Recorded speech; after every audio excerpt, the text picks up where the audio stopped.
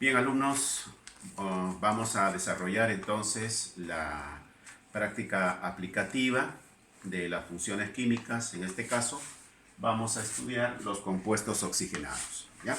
Entonces, vamos a resolver paso por paso el desarrollo de cada pregunta.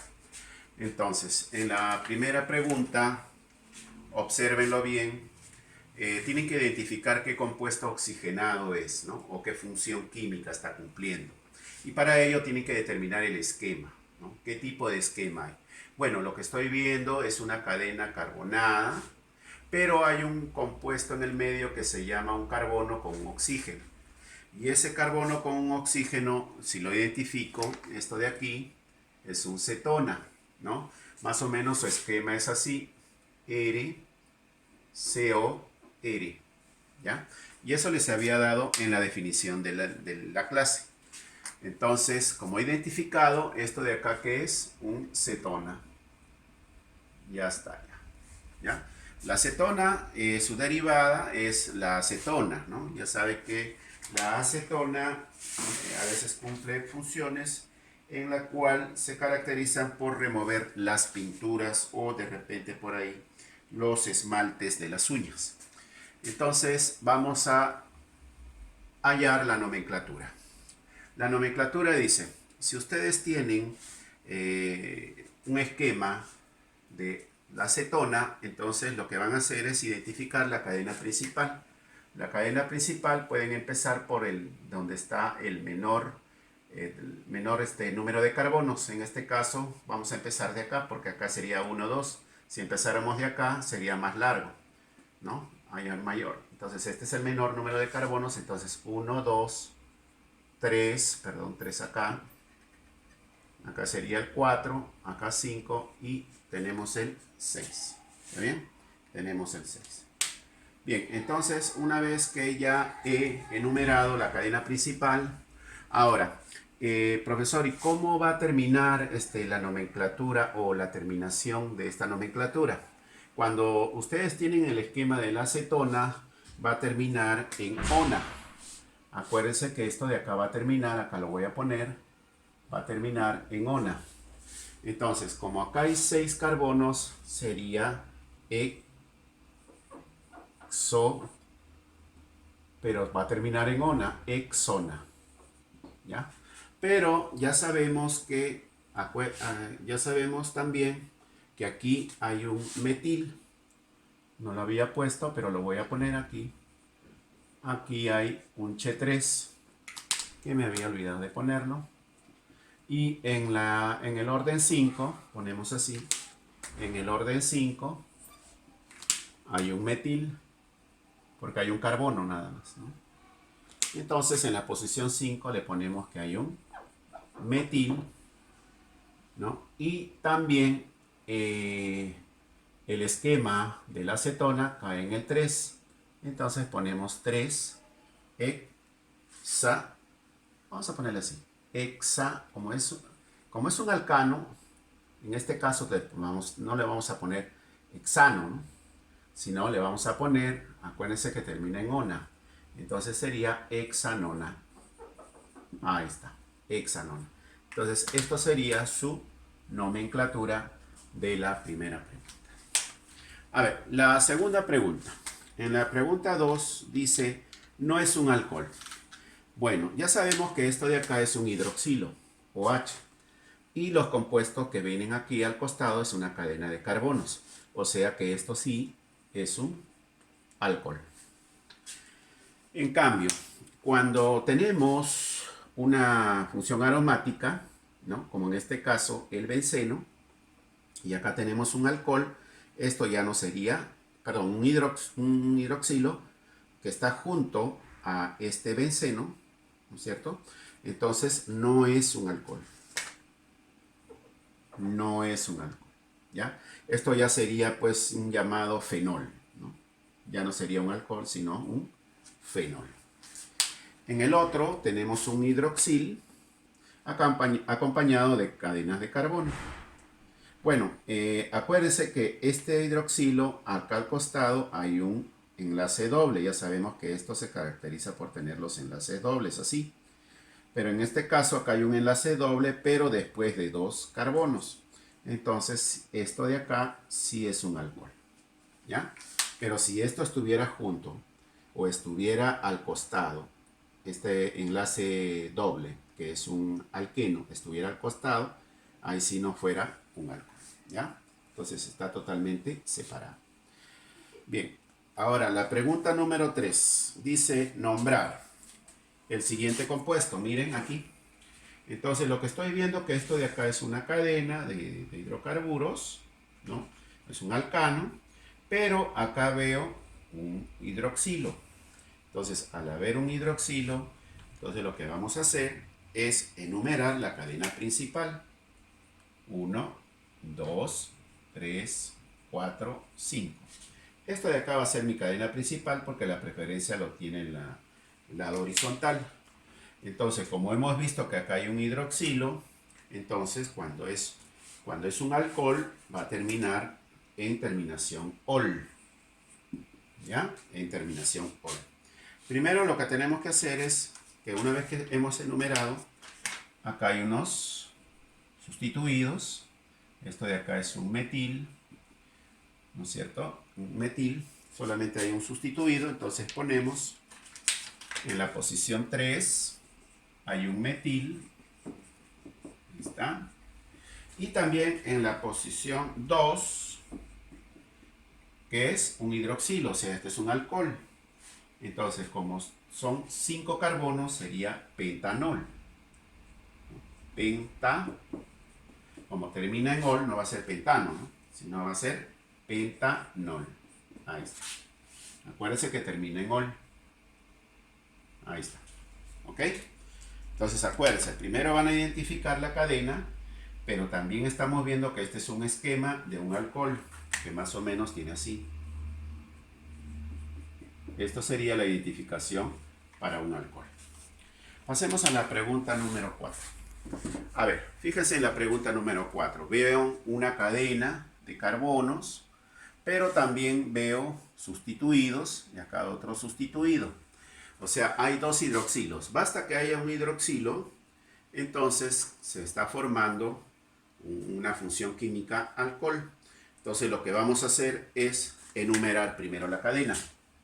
Enumeramos por la cadena más larga, ya saben, lo hemos estudiado al principio, lo hemos estudiado cuando hemos hecho los alcanos y alquenos y alquinos. Ya, ahora veo un sustituido que es un metil y acá veo 2 hidroxilos. Entonces, en el más cercano de los hidroxilos lo estoy enumerando. También pueden enumerarlo de acá, de derecha a izquierda, pero en este caso lo estoy enumerando de izquierda a derecha. ¿Ya? Entonces va a terminar, como es un hidroxilo, o sea, es un alcohol, va a terminar en ol. Entonces, acá tenemos en la posición 4, tenemos un metil, ahí está. Ahora, en la posición número 3, perdón, en la posición número 2 y en la posición número 6 hay 2 hidroxilos, entonces le ponemos así, 2,6.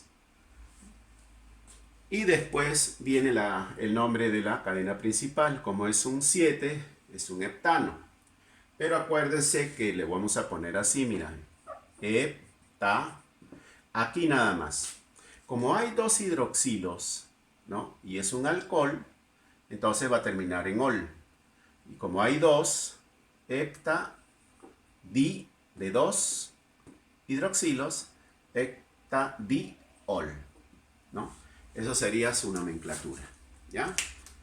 Entonces acuérdense que cuando vean así, puede haber 3 también, ¿no? Entonces ustedes ponen heptatridiol, perdón, heptatriol, heptatriol, en el caso de que haya 3 hidroxilos, ¿ya? Bien, entonces vamos a resolver la pregunta 5. En la pregunta 5 tiene este esquema, miren. Ahí hay un oxígeno. Está así, miren, acá, la cadena. Tiene este esquema y este esquema pertenece ¿a quién? A un éter, ¿ya? Esto pertenece al éter. Acá lo voy a poner, ¿ya? Ahí está. Entonces, en el éter lo que van a hacer es lo siguiente. Como aquí hay 2 carbonos y aquí hay 3 carbonos, entonces a este lo vamos a nombrar. Cuando hubieran 3 carbonos es et, ¿no es cierto?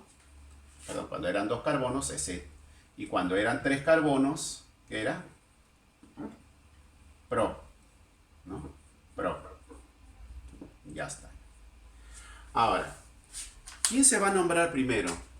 Primero se va a nombrar el de menor carbono, que es el et. Pero en el medio, como este oxígeno está en el medio, vamos a ponerle en el medio siempre esta palabrita, oxi.